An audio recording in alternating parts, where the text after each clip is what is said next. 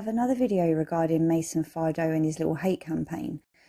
So as I've explained in the past, what Mason does is he uses platforms to gain flying monkeys and basically get them to target me online. So I've come across this message. This is actually from a woman I know called Louise Seaton. She was actually an actress in Roofed the Antidote.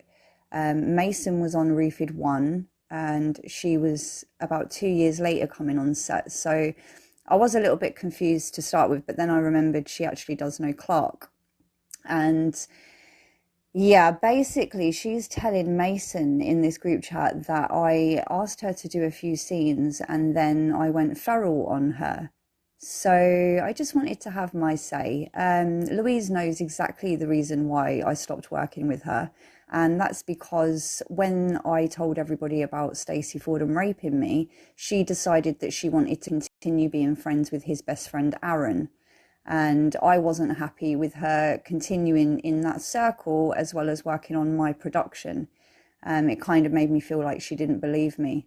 And I thought, well, if you don't believe me, you shouldn't want to be really working with me. So I made the choice to walk away from Louise and the men that had attacked me and covered it up online throughout the Jeremy Kyle bullshit that went on. And yeah, now she's here talking to Mason Fardowe in his little hate campaign where he's telling people to not work with me because I'm the most awful person within the industry. So basically, over the last few years, I've been piecing together all the evidence to prove that these people are in fact connected to the group of men that have been trying to sabotage me. And I'm doing quite well, actually. At the end of the day, the flying monkeys start leaving a paper trail and they actually kind of drop these guys right in it. So yeah, let's get started. So this all basically started with Clarke Tribe. Me and him fell out in 2017. He decided to take most of the Roofed cast with him. I don't know what he told them, but I ended up losing a lot of so-called friends. He went his way, I went my way. I put up with a little bit of trolling from some of his girly friends, but over time that kind of dispersed. I carried on with my stuff. Everything was going really, really well up until 2018. On my birthday, I was assaulted by one of the actors. He was very close friends with Twinn, and Twinn had actually brought him onto the set to fill in for an actor who had signed off sick. So Stacey Fordham wasn't really a real actor. It was just the fact he was doing us a favour, and because he knew Aaron, we trusted him. So after that all went bad and I ended up speaking up about it, and then he went on the Jeremy Kyle show to try and fabricate more lies.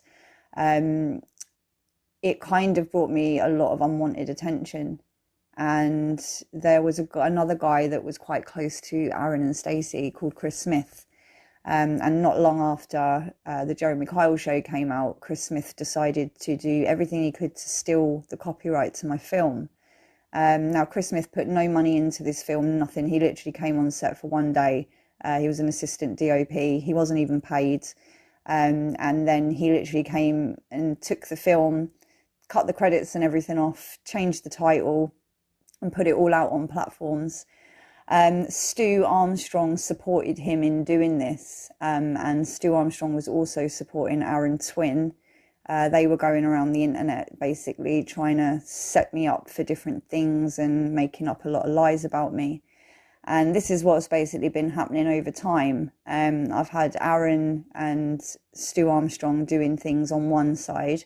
I've had Kris Smith attacking my IMDb's and just writing up nasty things about me all over the place and stealing the film. And then I've had Clarke Tribe bad-mouthing me to people that have never met me, just to try and give me a bad name in the industry. And recently, Mason has taken more of the front foot for that, for Clarke. I don't know, Clarke's not really anywhere to be seen apart from he's being tagged in all of these posts from these flying monkeys. And the point is, these people wouldn't know me if it wasn't for the people that were on the Roofed film.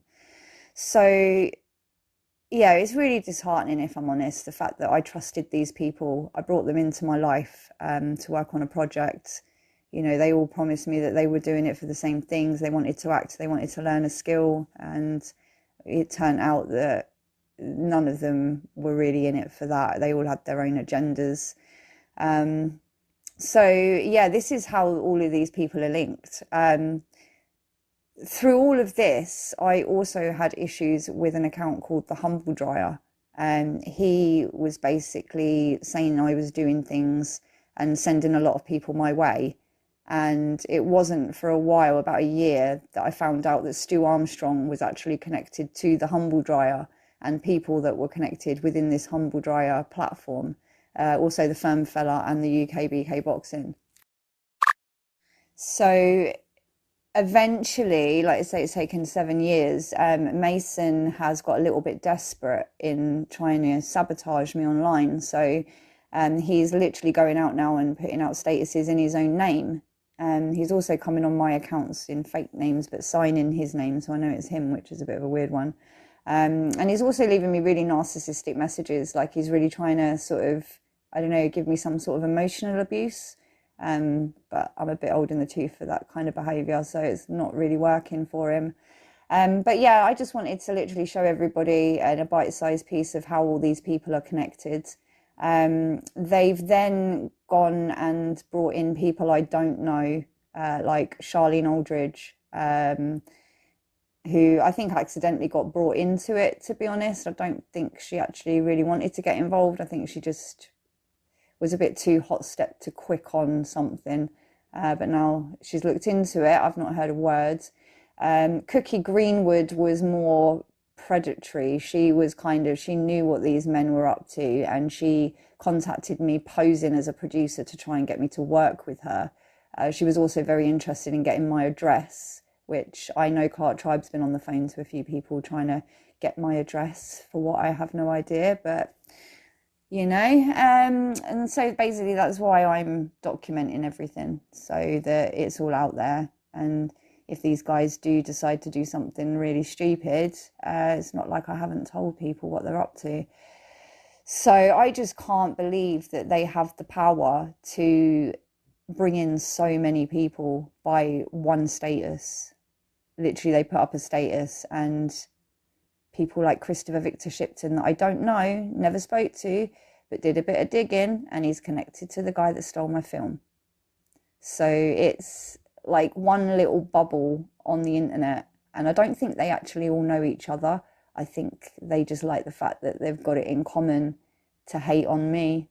And Mason and Clarke thrive on that, because obviously the more soldiers they've got, the easier it is for them. So I'm sharing it so people can realise exactly what they're getting into. And if anyone continues to enable this abuse, well, it says more about you, doesn't it? But for people like Louise Seaton, nasty little Lulu, liar. I went to a party, like I said, for a birthday party, and I had £60 stolen out of my wallet. I'm not saying it was her, but it was someone within her bubble. So not really the kind of people you want to call friend, especially when they decide to stay friends with your rapist's best mate, who is actually doing podcasts trying to convince their victim that they're a liar. So Louise wanted to support this behaviour, and then she wonders why I went feral on her. So yeah, any questions, guys? I will be doing a live. I'm going to have to wait until we've finished filming Narc, which we are doing this week. So yeah, I will put an advert out and let you know, guys, when I'm doing it. But I'm going to do a whole answers and questions on this, and we will put a rest to it, because Mason and Clarke have done well so far to get to me, because they've had so many strangers doing their dirty work.